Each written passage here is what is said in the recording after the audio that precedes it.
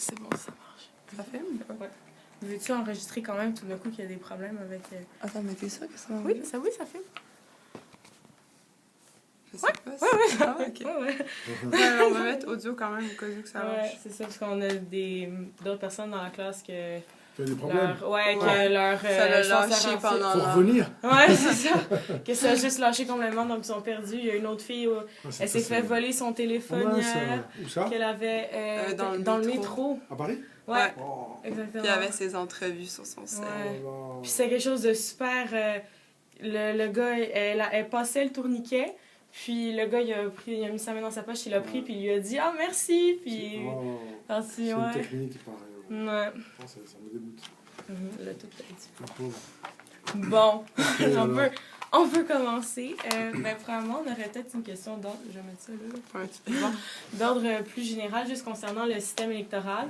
Parce que le système électoral français, comme du système majoritaire à deux tours, c'est vraiment différent des systèmes, par exemple, qu'on a au Québec ou aux États-Unis. Puis je me demandais si, comparativement à ça, vous pensiez que le système électoral français permettait vraiment de rejoindre le plus grand nombre de personnes.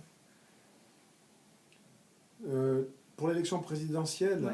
non, c'est pas un système électoral qui permet aux électeurs d'élire le candidat qui est le plus estimé par le plus grand nombre. C'est un système qui est plus préoccupé par l'efficacité. C'est-à-dire,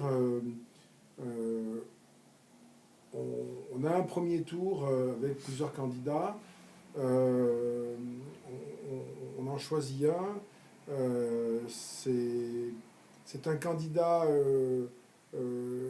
qui n'est pas choisi par la plupart des électeurs, mais quand il se retrouve au second tour, ce qui va arriver à deux candidats, eh bien, ils n'auront pas été choisis par tous les autres, ils sont au second tour, et on va choisir le vainqueur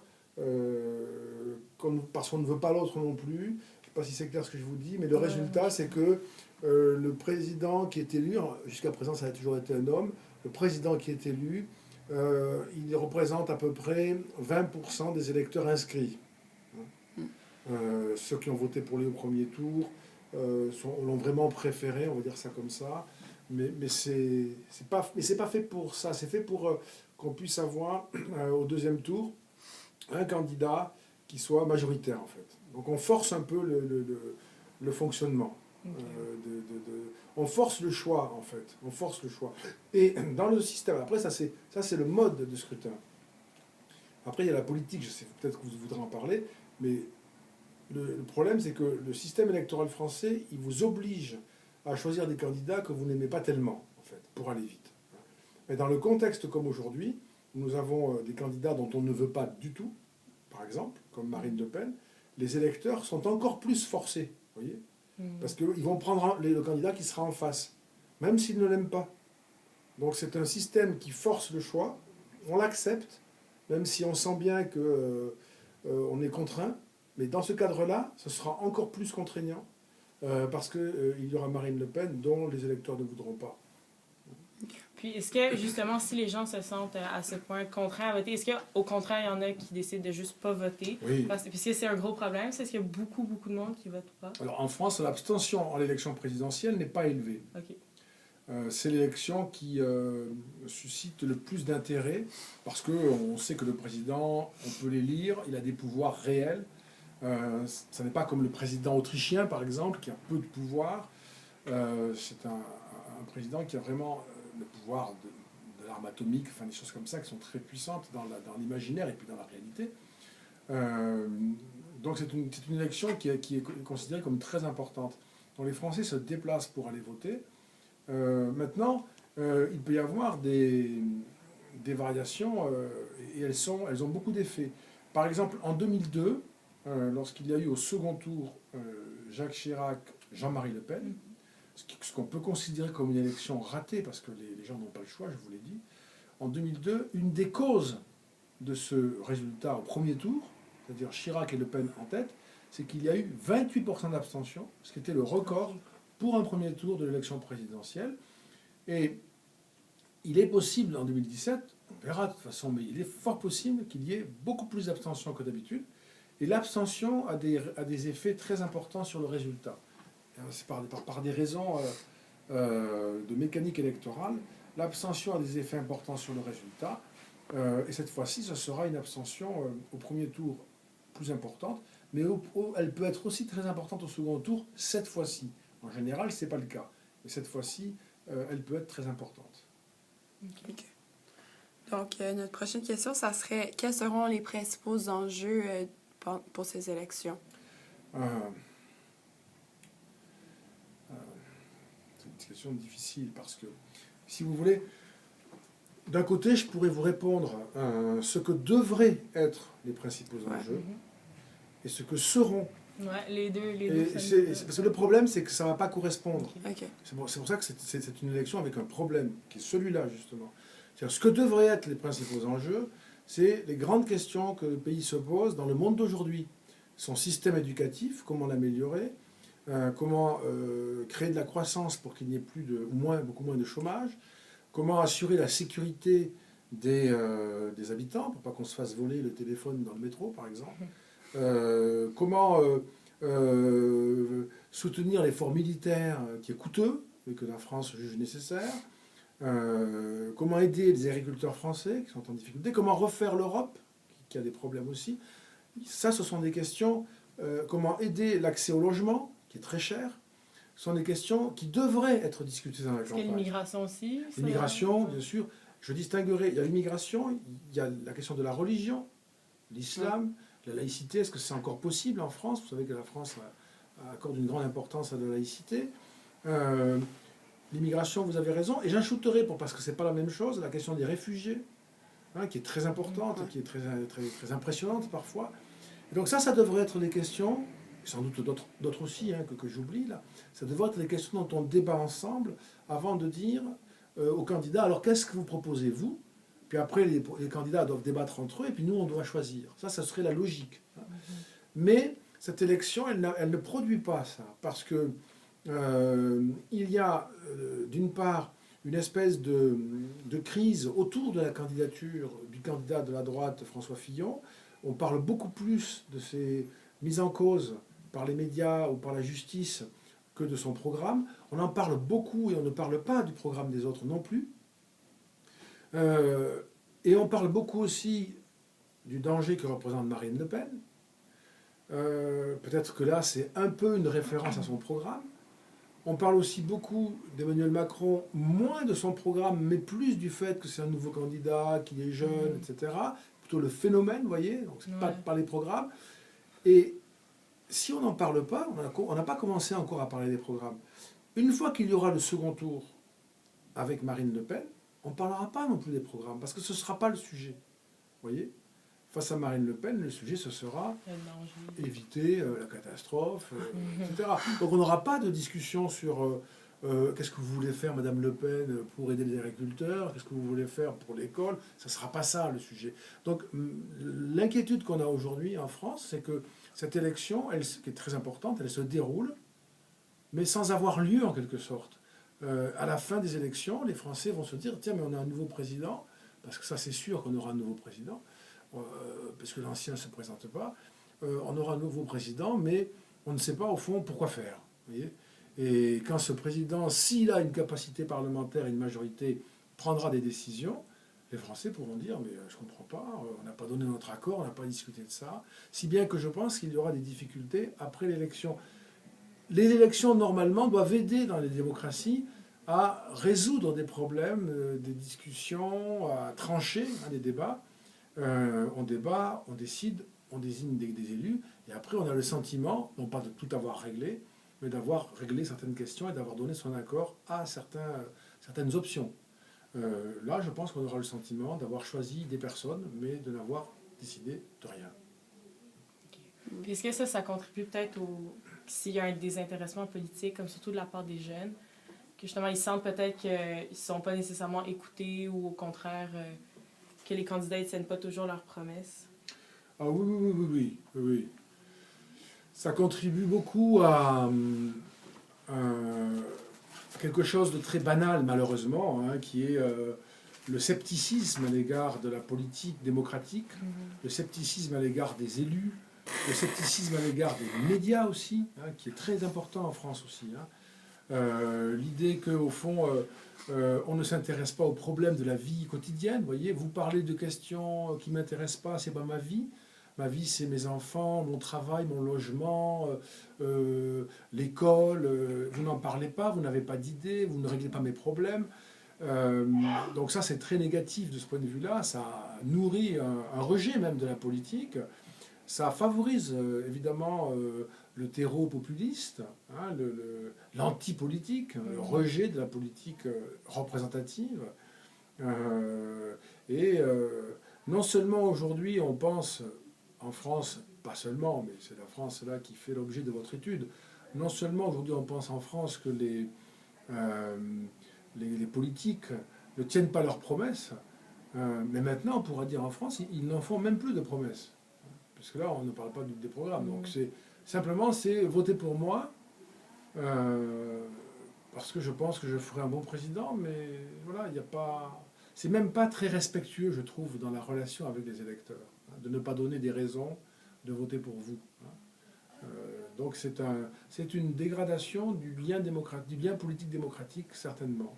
Mais parlant de ça, justement, c'est qu'on a remarqué dans les rues, comme par exemple, si je fais une comparaison avec chez nous au Québec, quand il y a des élections provinciales ou des élections fédérales, les campagnes électorales sont vraiment intenses. Il y a des pancartes partout, je pense à chaque poteau, il y a des poteaux, ça passe tout le temps à la radio, tout le temps à la télé. Là, on n'a pas trop écouté la télé ici, mais c'est ça, on a l'impression que comme... C'est moins comme... Ouais, c'est moins présent. Est-ce qu'on se trompe ou... Alors... non, vous ne vous trompez pas de toute façon, mais il y a des différences aussi. Ouais, non, c'est sûr. Là, hein, mais... Alors, la télé, la radio et les réseaux sociaux parlent beaucoup de la campagne. OK. Beaucoup. Ouais, ça, c'est sûr, on n'a pas trop... Énormément. Hein. OK. Maintenant, il y a des gens qui ne regardent pas la télé, hein, beaucoup, hein, qui n'écoutent pas la radio, sinon quelque chose de très précis, qui n'écoutent pas les émissions politiques, qui n'écoutent pas les journaux. Il y en a beaucoup, hein, des dizaines de millions. Hein. En France, il y a 45 millions d'électeurs. La plupart ne regardent pas les émissions politiques, n'écoutent pas, etc. Ils ne vont pas sur Internet pour ça. Hein. Ils vont peut-être pour autre chose, mais pas pour ça. Donc il y a une partie de la société qui est très politisée par les instruments que j'ai indiqués.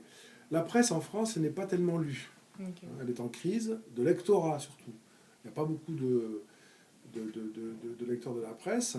Le journal qui a le plus grand succès au plan national, c'est Le Parisien, qui s'appelle ailleurs qu'à Paris, aujourd'hui en France. C'est à peu près 800 000 exemplaires par jour sur l'ensemble du pays. Bon, ça c'est pas non plus énorme par rapport aux 45 millions d'électeurs. Hein. Donc, c'est pas non plus la presse. Dans la rue, les affiches, il n'y en a pas. Il n'y en a pas parce que c'est interdit. Ah, okay. C'est interdit. Il y a des endroits pour afficher. C'est interdit d'afficher sur les murs. Si on le fait, on peut être sanctionné. Okay. Il y a des emplacements très précis. Et puis il n'y en a pas aussi parce que les règles de financement de la vie politique font que, en fait, on ne dépense pas beaucoup d'argent pour les élections en France. Okay. Moi, je trouve qu'on n'en dépense pas assez. Parce que la démocratie, il faut quand même la faire vivre. Mais il y a un budget qui est relativement limité. Et par exemple, un candidat comme Jean-Luc Mélenchon, il va pouvoir dépenser à peu près 6 millions d'euros pour faire le premier tour. Ça paraît beaucoup, mais ce n'est pas grand-chose. Hein, c'est pas grand-chose. Si vous organisez un meeting, ça coûte 100 000 euros. Voyez, donc et faire des affiches, c'est pas l'impression, c'est de les faire coller par des militants qui connaissent les emplacements autorisés, parce que sinon c'est très vous le payez cher, ou par des professionnels, ce qu'on fait en général, qui font payer leurs services pour aller coller les affiches dans les emplacements qui sont réservés. Mais c'est une... Avant, c'était comme vous le dites, avant il y avait des affiches partout, sur les murs, tout ça, etc. Maintenant on ne le fait pas, et si on le faisait, les gens n'aimeraient pas. D'abord c'est interdit, hein, et c'est plutôt respecté. Parce que dans une campagne, ça peut être grave. Si vous collez là où il ne faut pas coller, on peut invalider votre élection. Donc c'est grave. Les candidats sont très sévères là-dessus. Donc on fait attention. Mais si on le faisait quand même, les gens n'aiment pas dans la rue qu'on colle des choses sur les murs, sur les arbres, ça les choque. Quelque chose aussi un peu peut-être culturel qui s'est installé. Ok, je comprends. Ouais. C'est ça m'étonnait aussi. La 3. La 2. 3. Ouais. Comment expliquez-vous la montée des partis de droite et la baisse des partis de gauche? Surtout, c'est comme vous avez dit tantôt que Marine Le Pen, il y a beaucoup de monde qui est le danger, Le Pen et tout, mais comment ça se fait qu'elle soit quand même à la tête des sondages?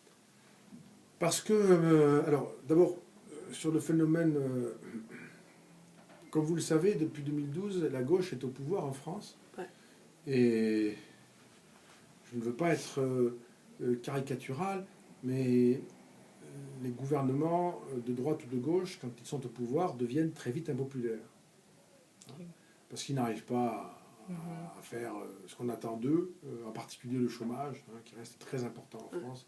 Il y a 6 millions de chômeurs, c'est énorme. Et donc, c'est pas que ce problème-là, mais il y a ce problème-là. Et donc, à la fin de leur mandat, en général, les Français ne sont pas contents et les sanctionnent en votant pour l'opposition ou pour les partis protestataires. Moi, j'appelle ça l'effet essuie-glace. Voyez, la gauche gouverne, on va à droite gouverne, on va à gauche. Voyez, c'est un peu, il y a ce mécanisme-là. Mais comme ce mécanisme-là a eu lieu plusieurs fois dans l'histoire récente, il y a un autre mécanisme qui est arrivé. C'est la droite, j'aime pas, je vote à gauche, la gauche me déçoit, je vote à droite. Puis au bout d'un moment, je dis, je n'aime pas la droite, je n'aime pas la gauche, et je vais chercher un vote de rupture. Et là, c'est le Front National qui en profite. Alors, il y a beaucoup de raisons, c'est pas la seule. Et vous avez dit deux choses qui sont pas contradictoires, mais il faut les préciser. Vous avez raison de le dire comme ça. Le Front National est assez largement rejeté dans la population. Mais il y a un tiers qui est très déterminé à le soutenir. Moi, j'ai fait une étude là-dessus. 34% des électeurs en France ont voté au moins une fois pour le Front National, en 5 ans. Au moins une fois depuis 2012, à des élections locales ou des élections plus régionales, départementales, européennes, au moins une fois. Donc, et présidentielles en 2012. Donc ça veut dire qu'il y a un tiers des Français qui sont vraiment convaincus que c'est possible de voter pour le Front National et d'avoir ce parti au pouvoir. Mais les deux tiers qui restent sont très opposés. C'est pour ça que je pense que ce sera quand même difficile pour Marine Le Pen d'être élue, parce qu'il y a cette forte opposition qui est notamment liée à ses idées sur l'Europe et sur l'euro. Les Français veulent rester dans l'Europe et veulent rester avec l'euro comme monnaie. Donc c'est une protestation, c'est ce qu'on appelle de l'antipolitique. C'est la dénonciation de la corruption, parce qu'il y a des crises de corruption, ou des affaires politiques avec de l'argent, avec du favoritisme. Il n'y en a pas beaucoup, je trouve qu'il n'y en a pas beaucoup, mais enfin, on y est très sensible, et c'est très bien, c'est normal. Il y a le sentiment que le pouvoir est impuissant face au chômage, par exemple. Il y a beaucoup de questions liées à l'immigration, au terrorisme, à l'islam, les conflits interculturels. On n'a pas du tout l'habitude on n'a pas encore, je ne sais pas si on l'aura, mais on n'a pas du tout l'habitude en France de cohabitation culturelle. Voyez, les étudiantes musulmanes ont le droit de porter le foulard et le voile à l'université en France. Je ne sais pas si vous savez ça. Donc à l'université, moi je suis universitaire, moi j'ai des étudiantes qui sont voilées, qui portent le foulard. Bon, ça fait très longtemps, je ne fais pas attention, quoi. Mais dans la rue, c'est pas pareil. Les gens font attention, sont plus sensibles, et donc il y a des interactions un peu plus tendues, je dirais. Il n'y a pas de drame, mais à part les attentats terroristes, mais ça c'est autre chose. Il n'y a pas de bagarre, mais il y a des rapports plus tendus, plus méfiants, et ça joue beaucoup, ça aussi. Le sentiment qu'une partie des Français se disent, au fond, on est en train de perdre notre identité. Et puis, il y a un élément très important qui explique le vote de Marine Le Pen, c'est ce qu'on appelle la globalisation. Il faudrait rentrer dans le détail, mais je ne vais pas le faire, bien sûr. Mais ce qu'on appelle la globalisation, la nouvelle économie, en gros, il y a des gagnants, il y a des perdants. Entre les pays, mais aussi à l'intérieur des pays, comme vous le savez. Ouais. Et en France, quand on regarde qui vote pour Marine Le Pen, c'est les jeunes de votre âge, qui n'ont pas de diplôme, votent massivement pour elle. C'est pour elle qu'ils votent le plus. Ce qui peut être étonnant.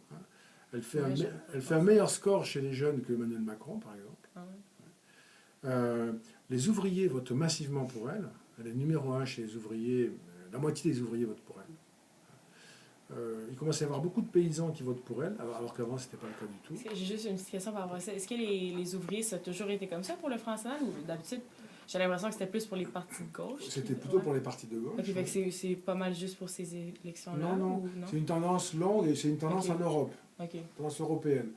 Depuis un quart de siècle à peu près, 25 ans, les partis ouvriers ont abandonné, les ouvriers, pardon, ont abandonné peu à peu les partis ouvriers, se sont abstenus et ou ont voté pour des partis populistes de droite, hein, avec la question identitaire, etc. Et c'est lié à la crise de l'État-providence, au fait que sur le plan du budget public, on a moins de moyens, donc on peut moins faire les politiques d'accompagnement que l'on faisait autrefois, vous voyez. Les partis de gauche ont gouverné aussi, ils ne sont pas restés en opposition, ils ont déçu en gouvernant. La question de l'immigration est devenue très importante chez les ouvriers, pas simplement pour la concurrence économique et des salaires, mais aussi pour la concurrence, on va dire, identitaire. Voyez. Donc les ouvriers sont clairement maintenant des électeurs des partis populistes de droite en Europe. Hein. Et en France, c'est très net, la moitié des ouvriers votent pour Marine Le Pen. C'est le premier parti chez les ouvriers, hein, le Front National. Et puis, toute une France, des classes moyennes aussi, une partie des classes moyennes, et même une partie des élites, ce qui est nouveau, à cause de la question de la laïcité, de l'identité, de l'islam, vous voyez. Ça, c'est quelque chose qui fait qu'il y a même des intellectuels, des journalistes connus, qui défendent des thèses qui sont très proches de celles du Front National. Ce qui était impossible il y a 15 ans, c'était impossible. Okay. Puis, fait que dans le fond, est-ce qu'on peut dire en quelque sorte que tous les attentats terroristes, ça a aidé Marine Le Pen? Les attentats terroristes ont été favorables à Marine Le Pen et au Front National. Comme en Europe, moi je pense, de manière générale, le terrorisme islamiste a établi une espèce de lien de complicité, non pas parce qu'ils ont pensé ensemble, mais il y a comme une espèce de complicité secrète, si je puis dire, entre les terroristes et les populistes. Les terroristes, par leurs actes terribles, favorisent les populistes dans leur discours de rejet, et les populistes, dans leur discours de rejet, réjouissent les terroristes qui souhaitent qu'il y ait une opposition. Voyez ? Il y a une chose qui m'a étonné, moi, comme Français, observateur de mon pays, après l'attentat de Nice, qui a été terrible, moi je craignais qu'il y ait des batailles, des mesures de représailles, si vous voulez, et que des Français avec des fusils aillent tirer sur des Français musulmans ou je ne sais pas quoi, vous voyez, je craignais ça. Ça ne s'est pas passé. Hein. Donc c'est une bonne surprise. Moi j'avais peur de ça. Et je crois que c'est ce qu'attendent les populistes et les terroristes, qu'il y ait une espèce de dégradation de la situation. Donc bien sûr, ils ne coopèrent pas, mais voilà, ils ont une espèce de lien comme ça. Oui, exactement. C'est évident que dans les élections, on l'a vu en 2015, l'année 2015 a été une année très dure en termes d'attentats. Depuis janvier jusqu'à la fin de l'année, entre le 7 janvier où ça a commencé chez Charlie Hebdo et le 13 novembre au Bataclan, le Front National montait jusqu'à 30%. Hein. Donc ça joue, bien sûr. Ok. Est-ce que vous pensez qu'une union entre Benoît Hamon et Mélenchon, ça serait possible? Puis est-ce que ça permettrait de remonter le parti?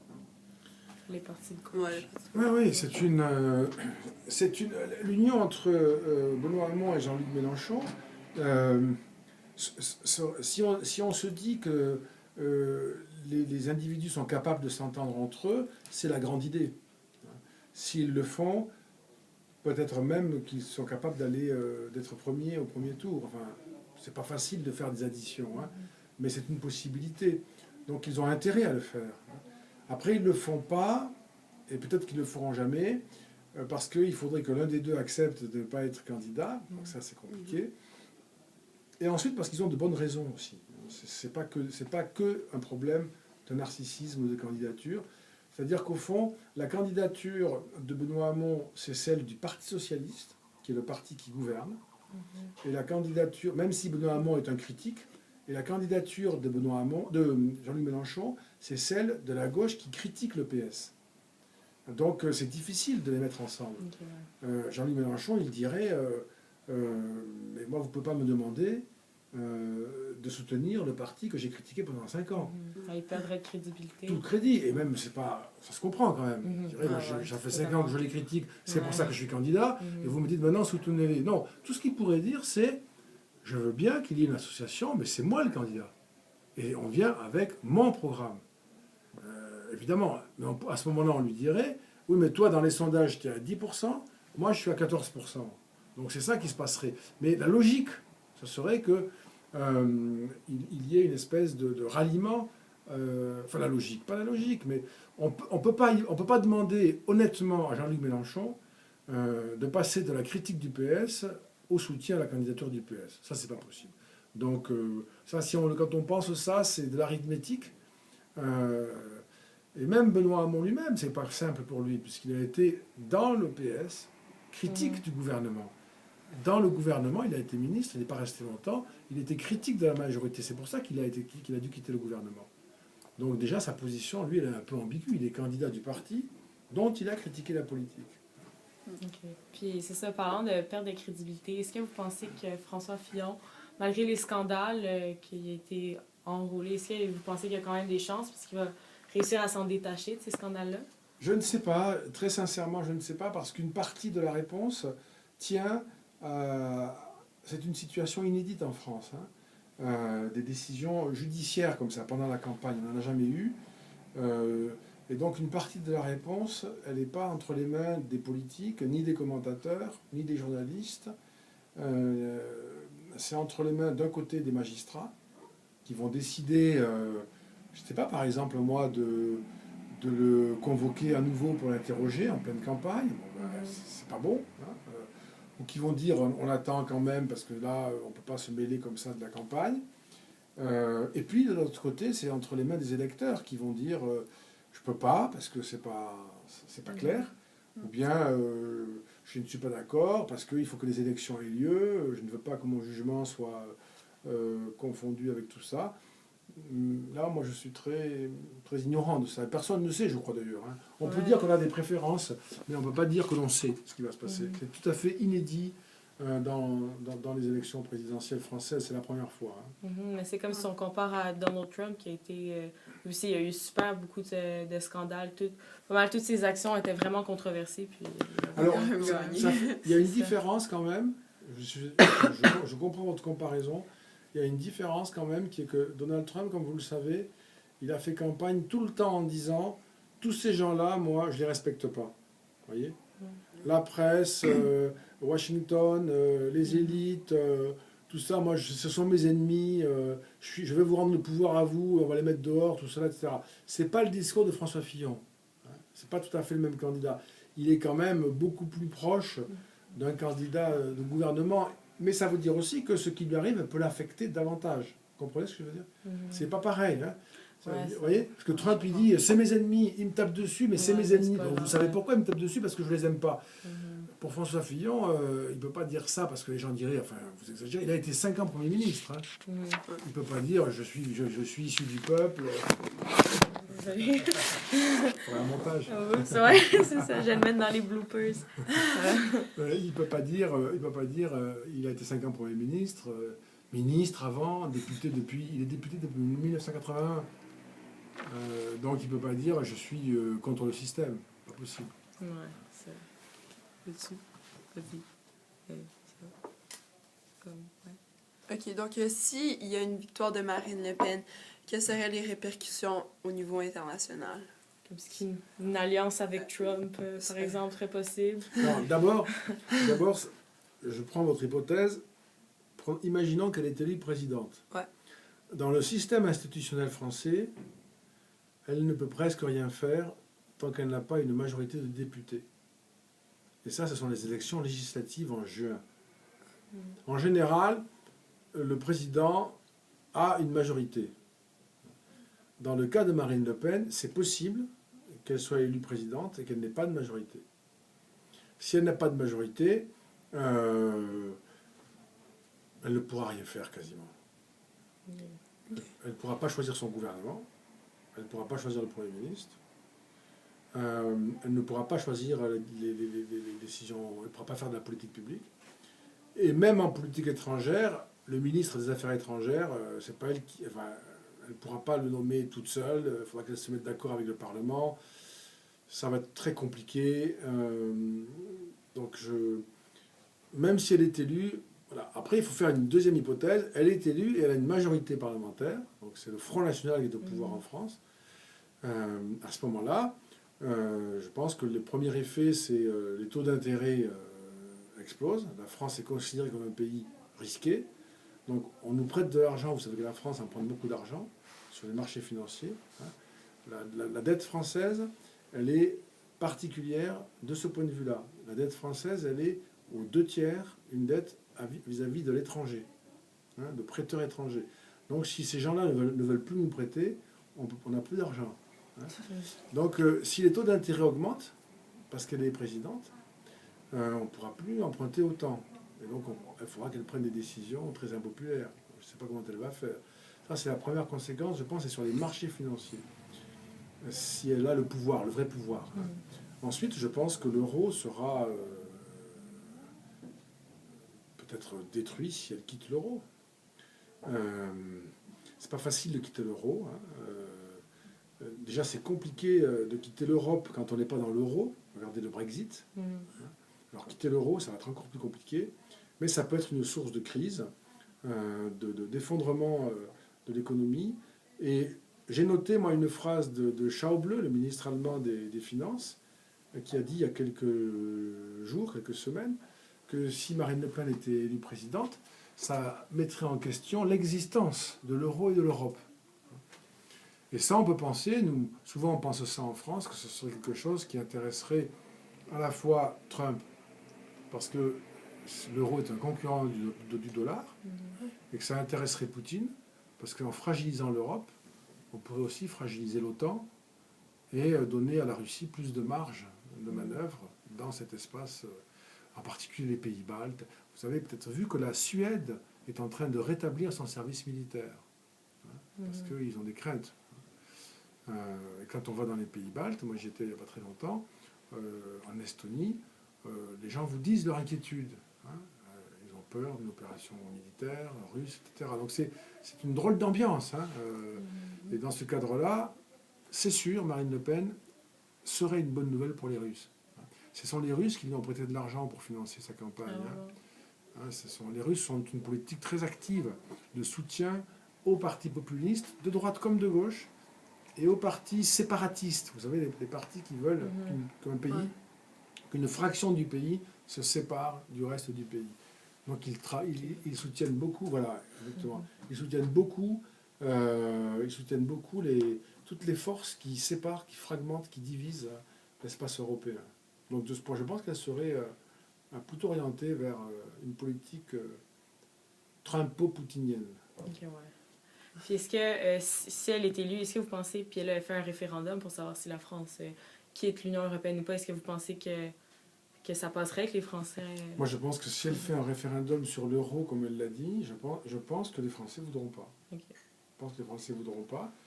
Elle a d'ailleurs dit, si vous dites non, je démissionne. Mais c'est pour ça que je ne crois pas, ça me paraît bizarre tout ça, vous voyez. Je suis élu, je démissionne.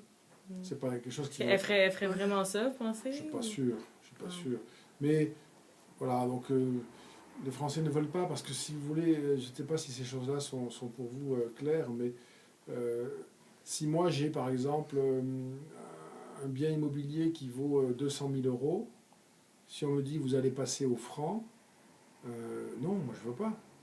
Parce que si je passe au franc, mon bien immobilier il va valoir 140 000 euros. Il va perdre de sa valeur. Vous voyez, donc j'ai pas envie, moi, je n'ai pas envie du tout. Donc les Français n'auront pas envie, ils vont pas vouloir. On achète l'essence en euros. La France n'a pas de pétrole, vous savez ça. On achète de l'essence, du pétrole en euros. Si je l'achète en francs, moi j'ai calculé, c'est comme si on payait le plein d'une voiture ordinaire, 12 euros de plus pour faire un plein. Parce que la valeur du franc, bien sûr. C'est un film d'action. La valeur du franc s'effondrant de 30%, 25%, certains disent 40%. Moi, j'ai pris, de mémoire, je crois que j'ai pris 30% d'effondrement de la valeur. Eh bien, ça fait augmenter tout ce que vous importez de 30%. Hein, donc, il y a beaucoup de choses qu'on importe, hein, justement, parce que la France importe beaucoup plus qu'elle n'exporte. Ouais. Hein, donc Vous avez dit 2 tiers environ de la dette. Là.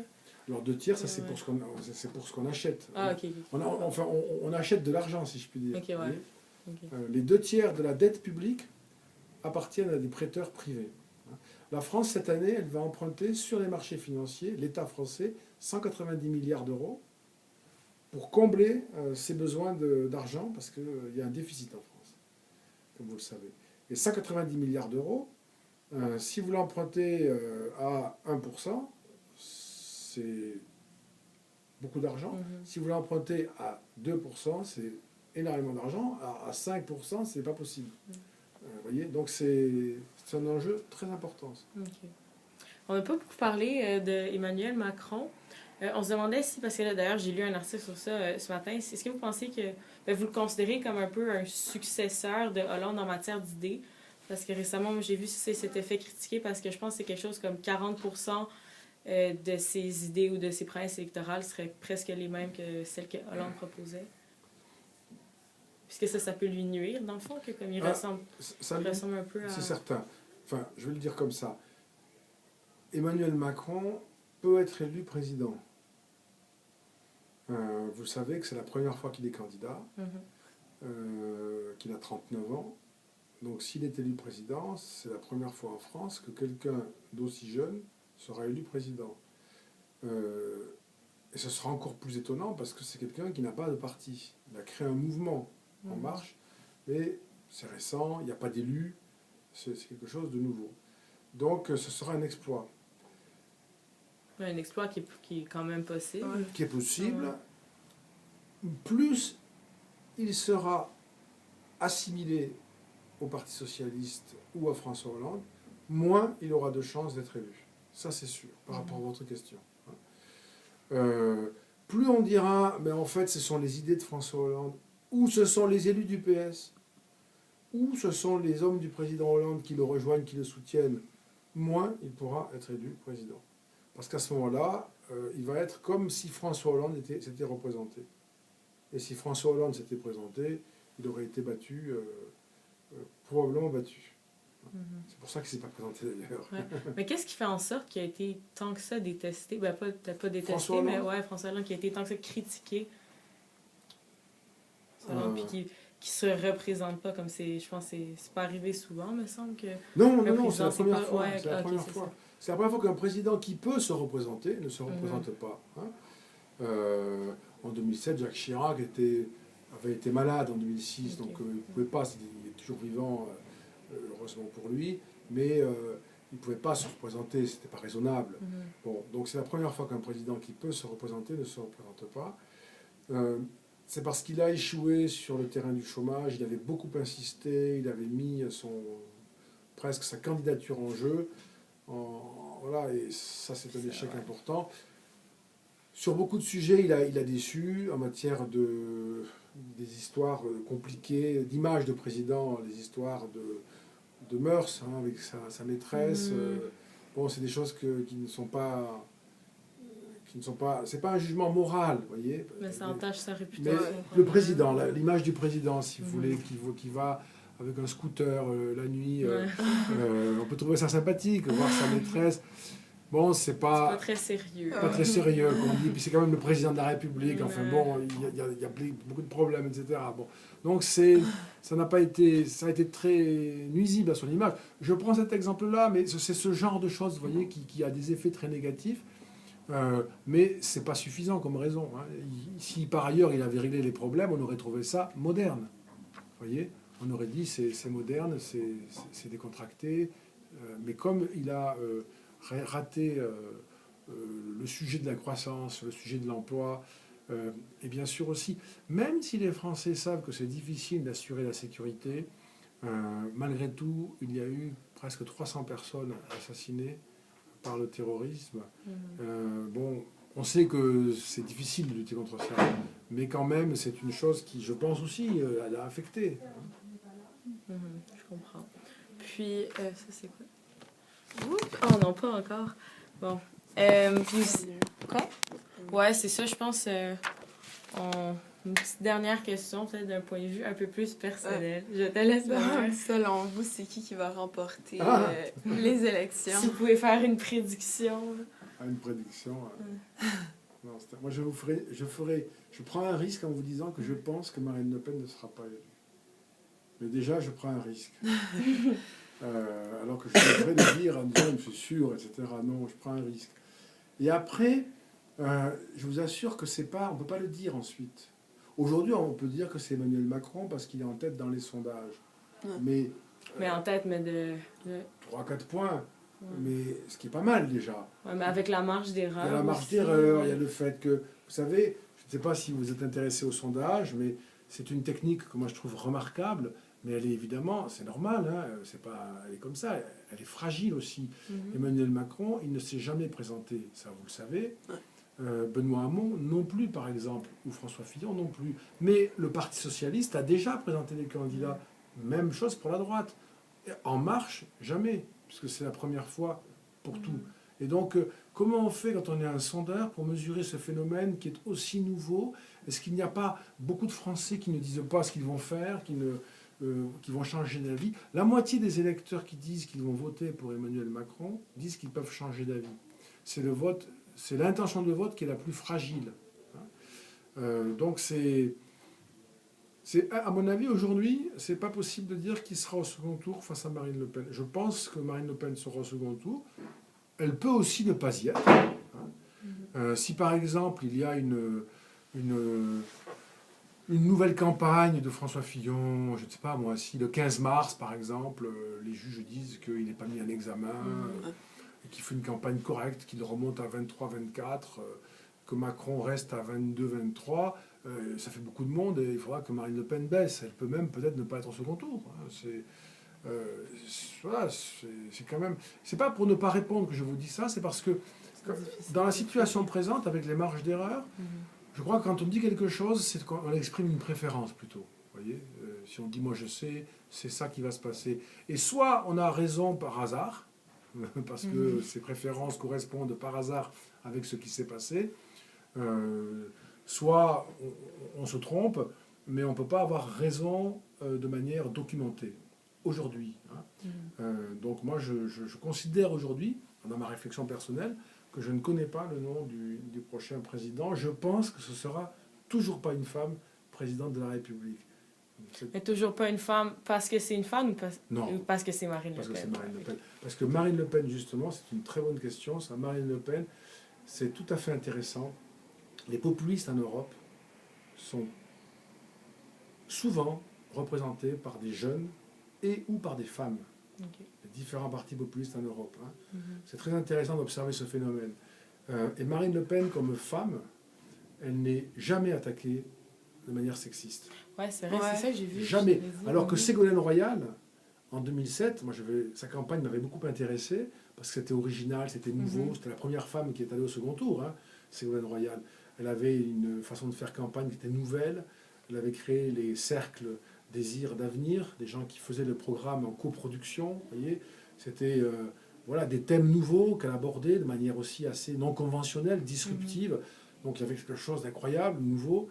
Mais elle était victime d'attaques sexistes, mais très très graves. Par exemple, un de ses concurrents socialistes dans la primaire lui avait dit à propos de ses... Elle avait des notes pour le débat, des notes pour débattre. Elle a gagné le débat, la primaire, et il lui disait ce sont vos fiches cuisine. Ou alors, un autre avait dit si vous avez été élu, qui va s'occuper des enfants? Pour plaisanter, vous voyez, des choses comme ça qui sont incroyables. Ou des questions qu'on lui posait parce que c'est une femme. Par exemple, Madame Royal, combien il y a de sous-marins atomiques en France? On n'a jamais posé ça à un homme, jamais, jamais, jamais. Et alors, elle ne savait pas forcément répondre, mais un homme non plus. Mais c'est elle qui était... vous voyez, on n'a pas ça avec Marine Le Pen. Comment ça? Je pense que par le parti qui la représente, au fond, je ne suis peut-être pas en mesure d'expliquer tout à fait ça, mais par le parti qui la représente, je dirais que son parti a surinvesti le thème de l'autorité. Et donc, cette attente qu'il y a chez les électeurs d'une figure autoritaire, culturellement plus souvent associée à un homme qu'à une femme, en politique en tout cas, malgré tout cette fois-ci, dans la mesure où c'est porté par un chef qui est une femme, eh bien en quelque sorte neutralise son genre en quelque sorte. Je pense que son genre, que l'effet de genre est neutralisé par son autoritarisme, si vous voulez. Le fait que par son parti populiste, elle tient des propos très durs. Vous voyez, bon. Elle n'a pas de phrases comme son père. Elle n'a pas de phrases racistes, antisémites. Qui fait qu'elle est moins pire, c'est nous, on était jeunes un peu quand c'était son père, donc je me rappelle pas tout à fait. Est-ce que non, le père, c'était épouvantable. Ouais, il avait des phrases homophobes, racistes, antisémites, mais il le faisait exprès. Des phrases sexistes, bien sûr. Il faisait ça pour provoquer ou pour juste... provoquer. Bon, il le pense profondément lui-même, mais c'était pour provoquer, créer l'attention des médias, se moquer de la réaction, ensuite dire regardez-les, ils réagissent, c'est comme des mécanismes automatiques. Ils se moquaient beaucoup, et ça plaisait, ça faisait du spectacle, vous voyez. Comme Trump, un peu. Exactement. Mais il disait des choses très très dures. Hein. Il se moquait des Juifs qui avaient été déportés, il se moquait de la Shoah, C'était très très dur, hein, quand j'y pense. Elle n'a jamais fait ça, elle. Jamais. Je ne sais pas ce qu'elle pense, mais ça, on ne le sait d'aucun politique. Elle ne l'a jamais dit. Mais elle a quand même des façons très dures de présenter son programme sur les immigrés, sur l'islam, etc. Donc je pense que... mais c'est un phénomène passionnant de se demander pourquoi. En Norvège, vous avez la chef du parti populiste, c'est une femme, Siv Jensen. Frauke Petry, la chef du parti AfD en Allemagne, populiste, Alternative für Deutschland, c'est une femme aussi. Il y a beaucoup de... Au Danemark, c'est plus le cas maintenant, mais le chef du parti du peuple danois, parti populiste, a été une femme longtemps. Donc il y a un phénomène comme ça de féminisation, si je puis dire, des populismes. Ok. Ben, tant mieux. Bon, ben, je pense que ça fait le tour de nos questions. C'était super intéressant.